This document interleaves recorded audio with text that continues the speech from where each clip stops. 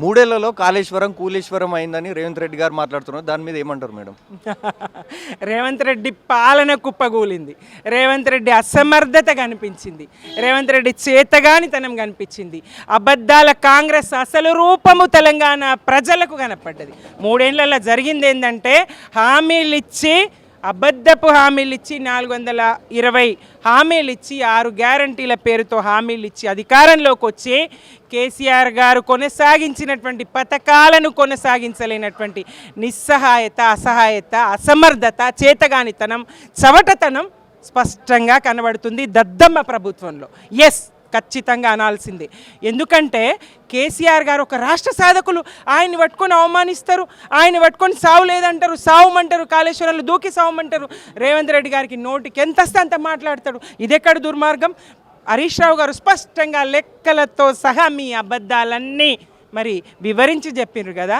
మీరు ఎన్ని అబద్ధాలు ఆడుతుండ్రు, హరీష్ రావు గారు కానీ మా వాళ్ళు కానీ అంటూ ఉంటారు, అబద్ధానికి అంగీలాగు తొడిగితే రేవంత్ రెడ్డి అవుతాడని.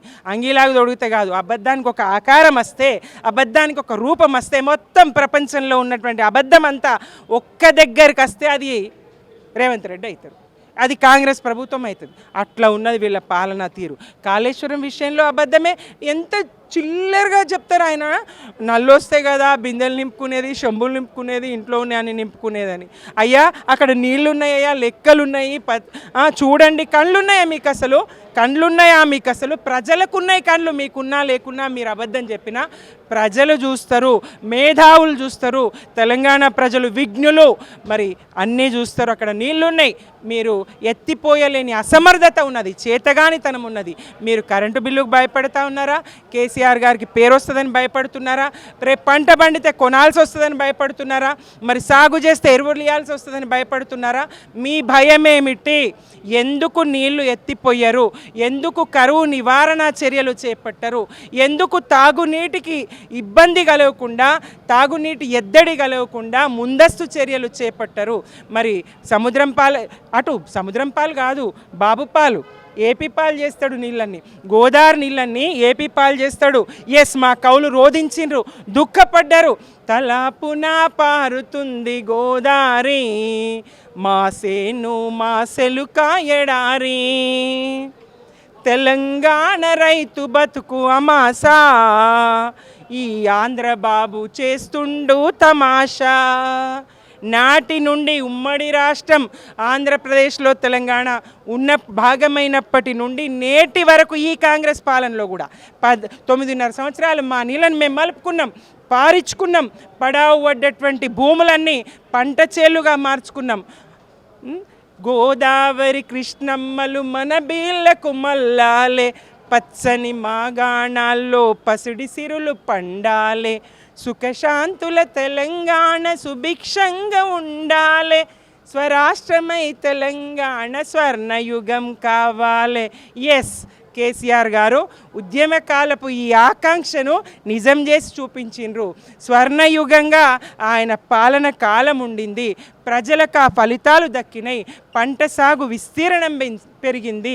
మీకు పంటలు వండడం చేత కాదు, పండియడం చేత కాదని చెప్పినటువంటి ఆంధ్ర వలస పాలకులకు చెంపపెట్టు సమాధానంగా దేశంలోకెల్లా అత్యధికంగా పంట పండించిన రాష్ట్రంగా తెలంగాణను తీర్చిదిద్దిండ్రు కేసీఆర్ గారు.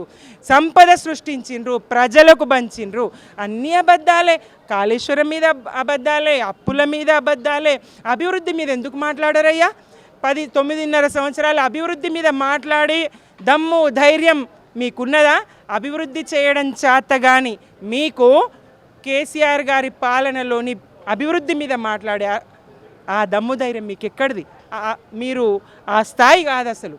ప్రజల జీవన స్థితిగతులు బాగుపడ్డాయి, తలసరి ఆదాయం పెరిగింది, అన్ని రకాలుగా 6,000 కోట్లు ఉన్నటువంటి రాష్ట్ర ఆదాయాన్ని 18,500 కోట్లు చేస్తే 3 సంవత్సరాలలో 3 పైసలు పెంచకపోతే మీ చాతగానితనం స్పష్టమైతా ఉంది కదా, మీ అసమర్థత స్పష్టమైతా ఉన్నది కదా, కనిపిస్తుంది కదా ప్రజలకు. ఏ రంగం అండి మీరు? ఏ రంగాన్ని మహిళల్ని మోసగిస్తారు. జనాభాలో సగం మహిళలు బతుకమ్మ చీర ఇయ్యడం చేత కాదు వీళ్ళకు. నేను చెప్తుండు, నేను చీరలు ఇచ్చిన, ఏం చీరలు ఇచ్చినవయ్యా, ఎంతమందికి ఇచ్చినావు?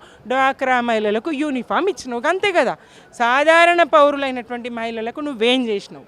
ఇస్తానన్న 2,500 ఇచ్చినవా? కళ్యాణ లక్ష్మితోని తులం బంగారం అన్నావు, సరే తులం బంగారం ధర పెరిగింది, ఒక 50,000 పెంచినవా కనీసం? కేసీఆర్ గారు 50,000, 75,000, 1,116లుగా పెరుగుతున్న ధరలతో పాటు పెంచుతూ పోయినారు కళ్యాణ లక్ష్మి. నువ్వు రూపాయన్న పెంచినవా? నీకు చేత కాలేదు కదా. తులం బంగారం ఇవ్వకపోతివి, 1 రూపాయి పెంచకపోతివి. నేను రైతు భరోసా, బంధు కాదు భరోసా ఇస్తా, 2 పంటలకే ఇస్తాడు ఈ సన్నాసి. నువ్వు ఎటు పోయినవయ్యా? ఒక్క పంటకు కూడా దిక్కులేదు. ఇప్పుడు ప్రజలు నేను అంటలేరా, సన్నాసి రేవంత్ రెడ్డి ఈ ఒక్క పంట కన్నా సక్కంగా దిక్కులేదు నీ రైతు భరోసా అని ప్రశ్నించరా నిన్ను? నేషరా సాలోడు అన్నట్టు, సారీ క్షమించాలి, దానికి ఆ పదాన్ని ఉపయోగించినందుకు వెనక్కి తీసుకుంటున్నా. నెలకొక్క పోగాని ఏదో ఊర్లలో సామెత చెప్తారు, అట్లా నువ్వు దీనికి ఒక్కసారి ఇవ్వాల్సింది ఎకరానికి, 2 ఎకరాలకు, 3 ఎకరాలకు ఇట్లా ఇస్తూ దఫాలుగా ఇస్తూ ఏడో దఫా విడుదల నా ఇది. దీనికి ఒక బహిరంగ సభ పెడతాడట మదిరల, నేను చెప్తా ఉన్నాడు. చాలు మీరు చేసిన సింగారము, మీరు చేసిన ఇది ఘనకార్యము, ఎన్ని ముంచిండ్రు రైతుకు, ఎన్ని ఇచ్చిండ్రు రైతుకు? మీరు ముంచిందెంత, రైతుకు మీరు ఇచ్చిందెంత? విద్యార్థులను ఎంత ముంచిండ్రు, ఉద్యోగులను ఎంత ముంచిండ్రు, పదవీ విరమణ పొందినటువంటి ఉద్యోగులను ఎంత ముంచిండ్రు, మహిళలను ఎంత ముంచిండ్రు, పెన్షన్దారులను ఎంత ముంచిండ్రు, యావత్తు తెలంగాణ ప్రజానీకాన్ని ఎంత ముంచిండ్రు? లెక్కలు తీయండి రేవంత్ రెడ్డి గారు. తల వంచుకోండి, చెంపలు కొట్టుకోండి, చేత కాదని, పాలన చేత కాదని ఒప్పుకోండి.